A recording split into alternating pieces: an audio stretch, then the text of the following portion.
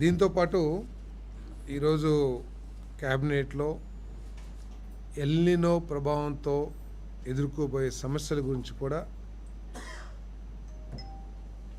రైతుల శ్రేయస్సును దృష్టిలో పెట్టుకొని రైతుల సమస్యలకు ఏ విధంగా మనం స్పందించాలి, ప్రభుత్వం స్పందించాలి, అధికారులు ఏ విధంగా స్పందించాలి అనే విషయం మీద ఏ విధంగా వాళ్ళకి మార్గదర్శకం మనం చూపించాలి అని చెప్పేసి డిస్కస్ చేయడం జరిగిందని చెప్పేసి మనం చేస్తాను.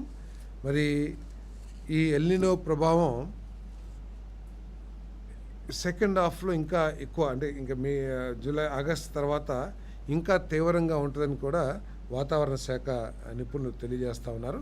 ఇప్పటికే దాదాపు 51% డెఫిసిట్ రెయిన్ఫాల్, భవిష్యత్తులో మొత్తం సంవత్సరం మీద కూడా చూసుకుంటే ఇది ఇంకా ఎక్కువ అయ్యే పరిస్థితి కూడా కనపడుతుంది. మరి ఈ పరిస్థితిలో ఒక బాధ్యత కలిగిన ప్రభుత్వం రైతుకి మార్గనిర్దేశం చేయాల్సిన బాధ్యత ఉంది. అదేవిధంగా ప్రియారిటీస్ కూడా నిర్ణయించుకోవాల్సిన బాధ్యత కలిగిన ప్రభుత్వం మీద ఉంటుందని చెప్పేసి తెలియజేస్తున్నాను. మరి దాంట్లో భాగంగానే ఈరోజు ముఖ్యమంత్రి గారు మరి మా అందరికి కూడా సూచనలు ఇవ్వడం జరిగింది.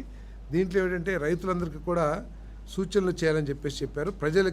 రైతులకి ప్రత్యేకంగా ఎల్నినో ప్రభావం ఏ విధంగా ఉంటుంది, సాగునీటి సమస్యలు ఏ విధంగా ఉత్పన్నమవుతాయి, వీటన్నిటిని దృష్టిలో పెట్టుకుని దయచేసి గతంలో ఈ విధంగా చేశామో, ఈ విధమైన పంటలు వేసుకున్నామనే మొండిగా కాకుండా కొంచెం ఎదుర్కోబోయే సమస్యలు కూడా దృష్టిలో పెట్టుకుని తగు చర్యలు తీసుకోవాలని చెప్పేసి రైతుల్ని కోరమని చెప్పేసి మరి ముఖ్యమంత్రి గారు చెప్పడం జరిగింది.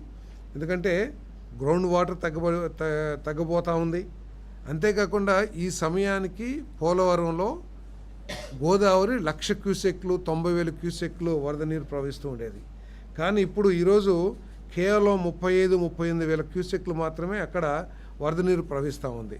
అంటే మనకి ఏదైతే గోదావరి నీరు కృష్ణా డెల్టాకి అందుబాటులోకి వస్తూ ఉందో అది కూడా తగ్గే పరిస్థితి కనపడతా ఉంది. అంటే 15 రోజుల్లో ఏదైనా ఒక వర్షం రావచ్చు, కానీ మొత్తం మీద వాతావరణ శాఖ చూపిస్తున్న దాన్ని బట్టి చాలా తక్కువ వర్షపాతం పడుతుందని చెప్పేసి కూడా మరి ఈరోజు వాతావరణ శాఖ తెలియజేసే ప్రెడిక్షన్స్ ఉన్నాయి.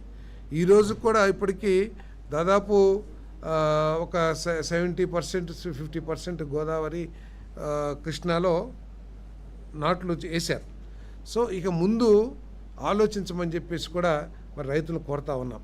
ఎందుకంటే అందరూ ప్యాడీ క్రాప్ వేసినట్లయితే రాబోయే నష్టాన్ని దృష్టిలో పెట్టుకుని, అంటే వేసి నీళ్లు లేవు అని బాధపడి నష్టపోయే కంటే కూడా ముందే కొంచెం దయతో ఆలోచిస్తే ఏ విధమైన చర్యలు తీసుకోవాలని చెప్పేసి రైతులు నిర్ణయం తీసుకోవాలని చెప్పారు. సో రైతులకి అన్ని విధాలా కూడా అగ్రికల్చర్ డిపార్ట్మెంటు ప్రభుత్వం అండగా ఉంటుంది. ఆల్టర్నేటివ్ క్రాప్స్ కానీ డ్రై క్రాప్స్ కానీ ఏ విధంగా చేయాలి అని ఆలోచనకి మరి విత్తనాలు కానివ్వండి, మన పోస్ట్ మాన్సూన్ డ్రై సోయింగ్ ఏదైతే ఉందో దాని కింద విత్తనాలు ఇవ్వడానికి కూడా ప్రభుత్వం ఆలోచన చేస్తుంది. దాదాపు 15,000 కిట్స్ని మరి తయారు చేస్తుందని చెప్పేసి, 15,000 కాదు ఇంకెక్కువ ఉన్నట్టున్నాయి. ఎన్ని కిట్స్? కొన్ని వేల కిట్స్ని, అంటే ఒక్కొక్క కిట్లో 15 కిలోలు వివిధ రకాల విత్తనాలు ఉంటాయి. అవన్నీ కూడా రైతులకి ఇవ్వడానికి ప్రయత్నం చేస్తానని చెప్పేసి కూడా నేను తెలియజేస్తాను. కాబట్టి వాటిని వ్యవసాయ శాఖ అధికారులతో కలిసి మరి రైతులు కూడా తగు నిర్ణయం తీసుకోమని చెప్పేసి కోరుతా ఉన్నాం. అంతేకాకుండా బోర్లు కూడా, ఇప్పుడు వర్షాలు నీళ్లు లేవని చెప్పేసి అందరూ బోర్లు వేసేసి గ్రౌండ్ వాటర్తో చేసుకుందామని చెప్పేసి కొంతమంది రైతులు ఆశపడతారు. కానీ బోర్లు కూడా వేయొద్దని చెప్పేసి కూడా రిక్వెస్ట్ చేస్తా ఉన్నాం. ఎందుకంటే ప్రభుత్వానికి అత్యంత ప్రాధాన్యం త్రాగునీటిని ఏర్పాటు చేయటం. ఇప్పుడు గ్రౌండ్ వాటర్ ఎప్పుడైతే తగ్గిపోయిందో డ్రింకింగ్ వాటర్ కూడా ఒక సమస్యగా మారే పరిస్థితులు వస్తాయి. సో అటువంటి పరిస్థితుల్లో గ్రౌండ్ వాటర్ని, అదేవిధంగా ట్యాంకర్స్ని వినియోగించి కూడా ట్రాన్స్పోర్ట్ చేసి మంచినీళ్ళని అందించాలని చెప్పేసి ప్రభుత్వం ఆలోచన చేస్తుందని చెప్పేసి కూడా తెలియజేస్తా ఉన్నాను. అదేవిధంగా ఫాడర్ కూడా, పశుగ్రాసం కూడా చాలా ముఖ్యం.